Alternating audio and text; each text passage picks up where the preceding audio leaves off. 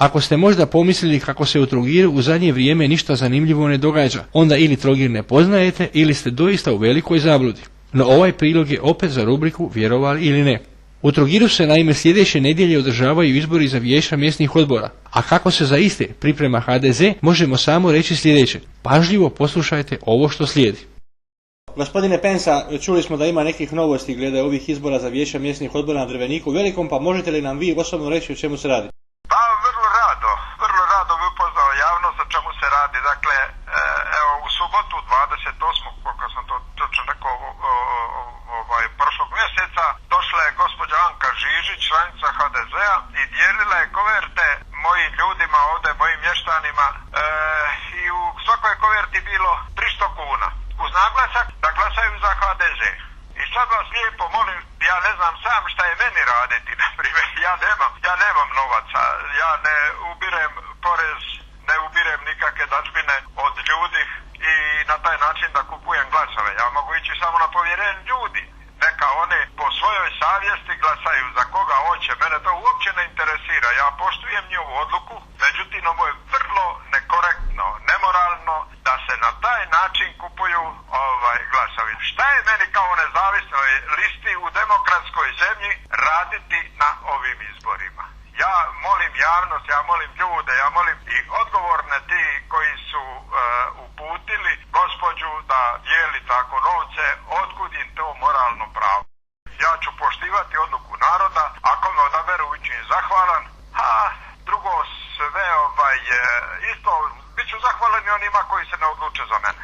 Kažite mi samo još jednu stvar. Da li itko od tih koji je primio novac je spreman možda to i posvjedočiti ili na bilo koji način potvrditi vašu priču? Molim, nisam vas razumio. Da li vašu priču može potvrditi netko od tih koji je dobio tih 300 kuna, a ipak možda neće glasati za HDZ? Slušajte, da li će glasati za HDZ, ja ne znam, ali da može tu potvrditi, svakako da može tu potvrditi. Ljudi ipak znaju ko se bori za Drvenik, da znaju šta se je napravilo za Drvenik, da znaju koliko se zalaže ko za Drvenik i da oni vjeruju da to neće pomoći, no slušajte, da li će biti od nekakve koristi, za njih koristi za HDZ, pretpostavljam da hoće. Zamislite vi u Drveniku, na primjer, ovdje ima dosta ljudi koji žive tu od socijalne pomoći. Koliko sam informiran, to je nešto oko 4 do 500 kuna mjesečno i sad kad taj čovjek koji je zaista potreba dobije još 300 kuna, to je za njega, tako reku, čutrija. Ja bi preporučio gospodi da oni ovim ljudima kojima je potrebno mjesečno daju po 100 kuna, a ne da kupuju glas za 300 kuna za naredne 4 godine mandata. Gospodine Pensa, kažite mi, imate li nekog ko će na otoku Drveniku Velikom potvrditi tu vašu priču, odnosno potvrditi da je dobio 300 kuna od predstavnika HDZ-a za tu namjenu? Hvala Bogu da ima, kako nema, ima. I ljudi su spremni to posvjedočiti? Ljudi su spremni posvjedočiti, da. Hvala vam lijepo. Molim. I evo odmah prvog sugovornika, čija je supruga primila 900 kuna i koji potvrđuje sve navode gospodina Nikole Pense. Halo, nisam vas čuo, kako se zovete? Kako se zove? Da. Ide Kvarantan. Da, recite, šta je to bilo? Evo, ja sam došao doma i kaže mi ova žena, jer ja nisam bio kad su te pare došli. Da. A primam inače socijalnu pomoć. I govori mi žena, bila je gore od 300 kuna. Ja kažem, odakle, govori, bila ti jedna žena, neka Žižić, Anka. I kaže, ostavila je po 300 kuna. Jer je ona prima isto socijalnu pomoć, a njezin mali ne radi. Govore, po 300 kuna, kaže, pita ja u svezi s čega, govore, u svezi izbora da glasamo za njih. To. Za koga njih? A za HDZ. I što ste im vi rekli? Ma nisam ja bio doma. A gospođa? A sad, gospođa je uzela pare i nije rekla ništa. I kako ćete se vi ponašati sad na izborima? Na izborima, ja ne da mi da iz svojih osobnih, ne bi za HDZ glasa, ja se čisto čudim da su te pare mene dali jer oni imaju stav kakav je moj. Ja.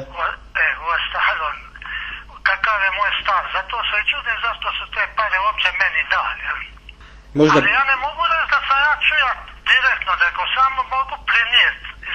I znam da nisam ja jedini dobio, nego izgleda svi primavaoci socijalne pomoći. Toliko sam ja informiran.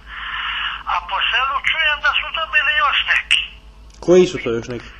A koji ne prima tu socijalnu pomoć. Uglavnom ovi koji primaoci socijalne pomoći da su dobili svi po 300 kuna. A da to nije bilo u smislu socijalne pomoći? Ne, nema to veze sa primamo uredno, za to dobijemo sve rješenje i dobijemo na uputnicu ili se ide u grad, šta daje 150 kuna grad, to se i dobije u ili da dobije se nešto ekstra, sve se dobije rješenje, to je Dakle, vašoj supruzi su rekli da je to samo zbog toga da se glasa za HDZ. Hvala? Da je pomoć od HDZ-a. I da se treba glasati za HDZ. Nisu valjda naredili, nego sugerirali.